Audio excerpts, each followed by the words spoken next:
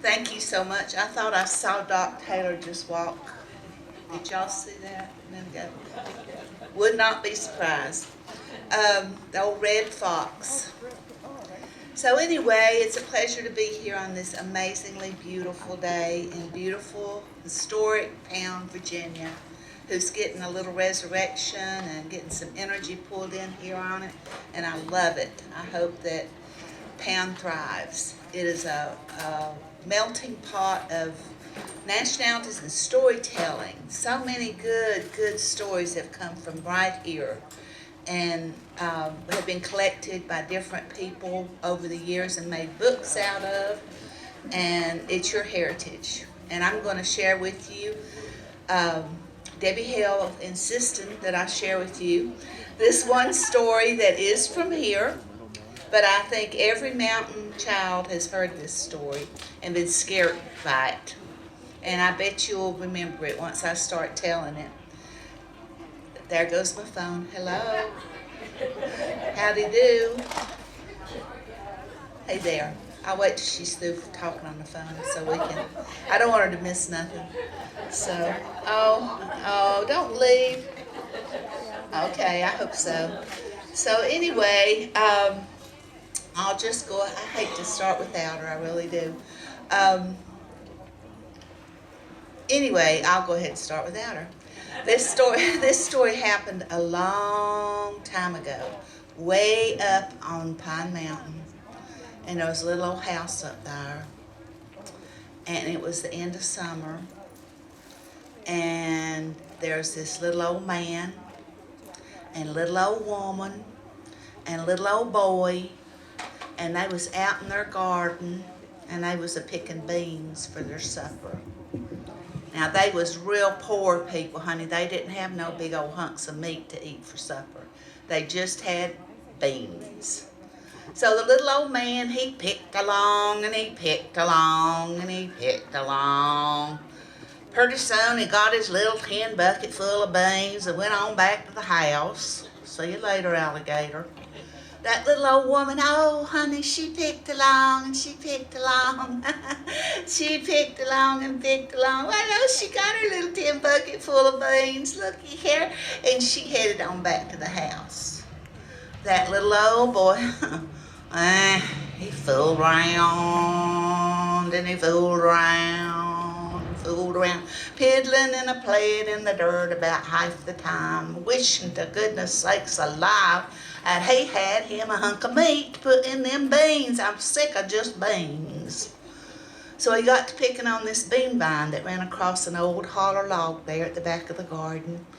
Picked along, picked along, picked along, picked along, picked along, come to the mouth of that old holler log. I wish you'd look right there. There's what I've been wishing for right there. Look at that. Big old hunk of meat. Oh, yeah. So that little old boy, he went over there and he took hold of that hunk of meat. It didn't come up. He pulled and he tugged and he pulled and he tugged, and finally that hunk of meat come loose. And he put it down in this little tin bucket. But he heard something. Something's kind of like a long, low moan. Like something's hurting or something. And it's coming out of that old holler log. So he got down on his hands and knees and he looked.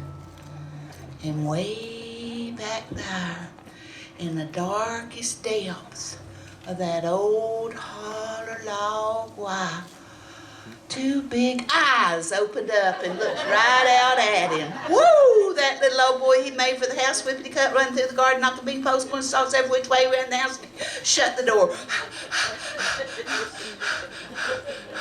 And that little old woman, she fussed at him, why your little tin bucket ain't even half full of beans. Well, that little boy, he kept that hunk of meat hid in his back pocket.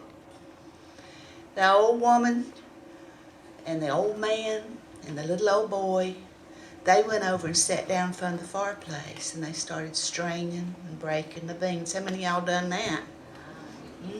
You know how to do that. You talk to, tell stories. It's a good way to tell stories. String and breaking, string snap. They got the beans done. The old woman, she got this great big old cast iron pot. She hung it up on a hook in the fireplace. She poured in some water and she dumped in them beans. That old man, he went outside after a turn of firewood. That little old boy, he snuck out on the back porch. He took that hunk of meat out of his pocket and he washed it off real good. I think it looks good. I think it's clean. Clean. It's clean. It's clean. It's clean. It's clean. So the little boy took that hunk of meat and he tiptoed back in the house, and that old woman had her back turned, setting the table, had it fixed up so nice. He tiptoed over, got him a rag, lifted up that pot lid, throwed that hunk of meat down in there with them beans. Nobody saw him. Old woman got the table set up so pretty, honey. She had a mason jar with some zinnias in it. So pretty. She went over and she sat down in the rocking chair. The old man come in, threw down a load of firewood. He went over, sat down in the rocking chair. That little old boy sat down on the floor right between them. And they sat there and they waited. And they waited and they waited. This ain't no microwave, baby. And they waited and they waited. And pretty soon, them beans got done. That old woman, she scooped up a big mess of beans, took it over the table. They all got him a little bait of beans. Hold your bowl out, let me give you some beans. Here's your beans. And they sat in to eating. That old man, he tasted his beans.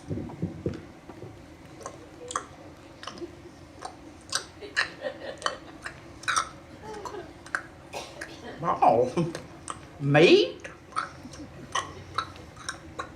That little old woman, she tasted her beans.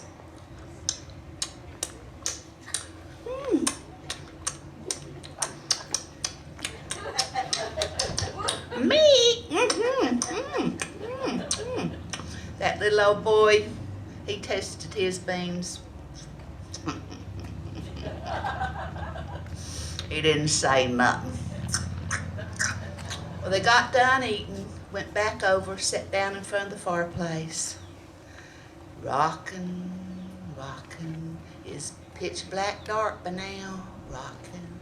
Only as far in the room was from the fireplace. That's only as light they had in them days, making shadows on the wall, all sorts of shapes, the dark shadows, the fireplace a-flickering. And then they heard something a-coming from away off. Said, I want my big toe back. That's right. You heard it first here. Not. That little old man, Lord, he jumped up, he run, he hid under the bed. Whoa. That little old lady and that little old boy, oh, they sat right on, rocking in the chair, watching the fire flicker, and then they heard it again, a-coming closer. I want my big toe back. Oh, that little old woman, she jumped up, she ran, whoa, she hid under the bed. Oh. Then that little old boy, he just sat right on. Yeah, just kind of scared. Oh, kind of sleepy, yeah. And then he heard the gate chain rattle. Heard something climbing up on the porch roof. Heard it crawling up on the house roof. Scratch, scratch, scuttle, scuttle, scuttle, scuttle. Scratch, scratch, scuttle, scuttle, scuttle, scuttle. heard something scratching in the chimney. Scratch, scratch, scratch. He saw soot falling. He heard a thump. And he went over, crawled over on his hands and knees, and he looked up in the fireplace. And up there in the darkest depths of that old fireplace, sitting on the smoke shelf up there, was a great, big, hairy booger. I want my big toe back.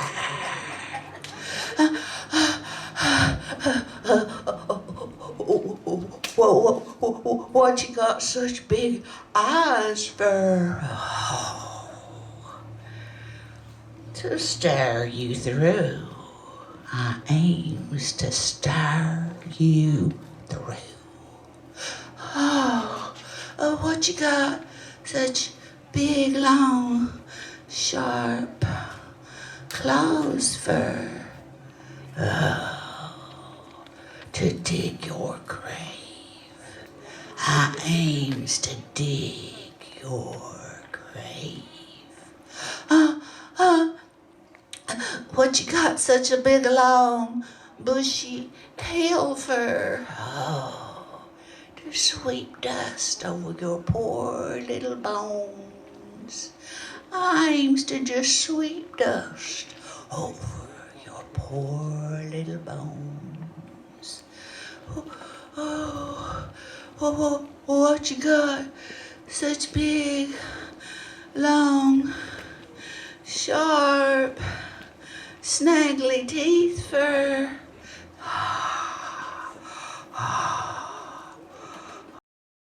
To eat you up.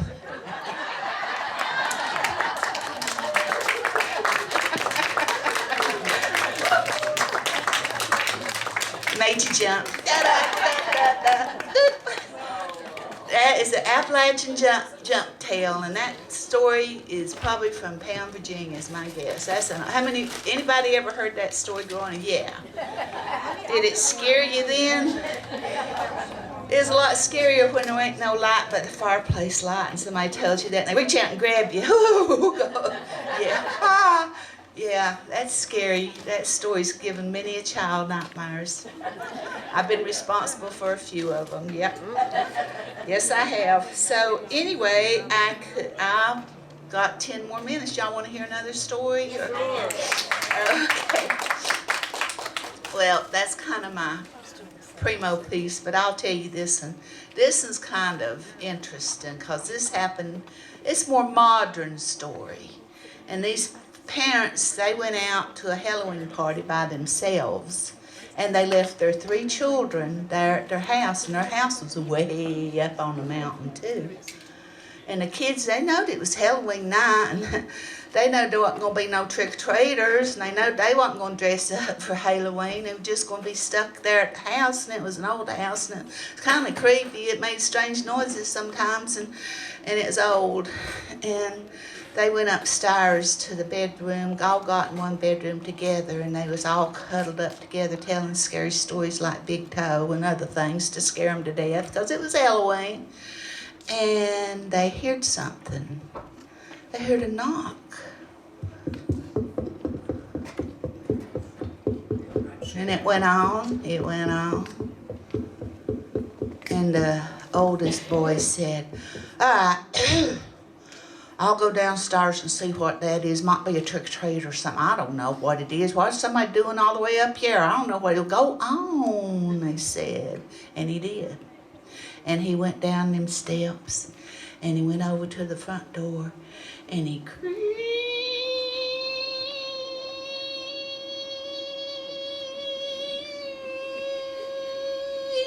opened the door, and there stood this woman, had long, stringy hair. She had big red fingernails and big red lips. And she said, hello there, little boy. He said, I ain't so little.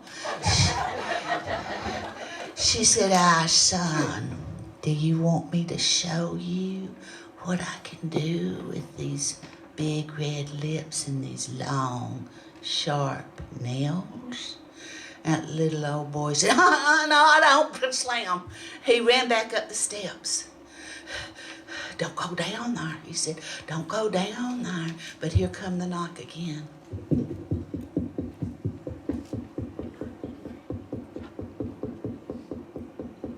And the oldest girl said, now I'm going. He said, you better not. I'm a-going, she said. Nuh-uh. Mm-hmm. So she went down the steps. And she come to that great big door. And she opened it up. It's an old house. Big door. Heavy door. Rusty hinges. And there stood that old woman all bent over with her long, stringy hair hanging down. And her big red lips and her long, sharp fingernails. And she said, hello, girl. I was hoping you'd come down here.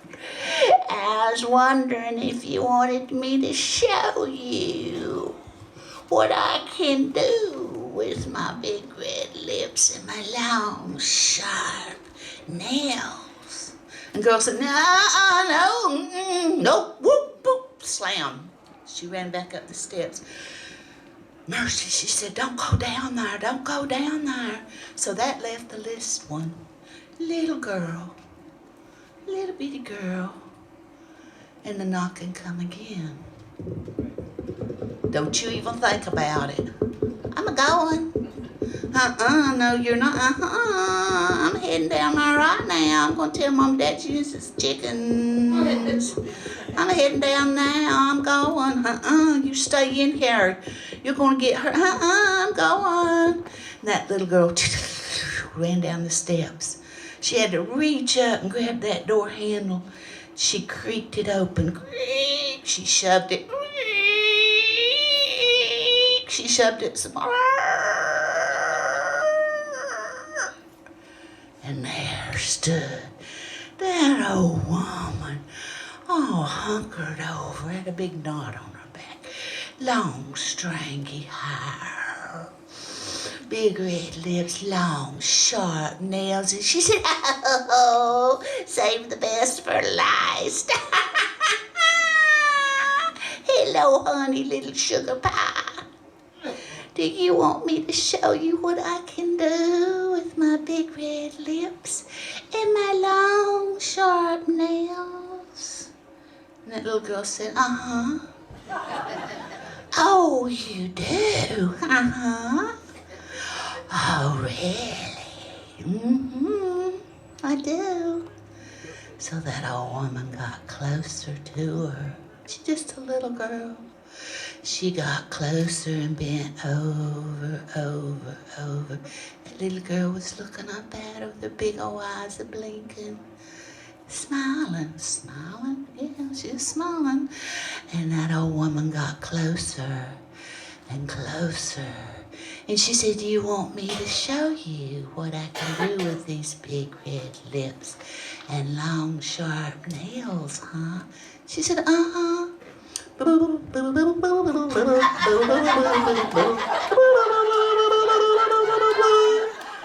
Halloween! Woo!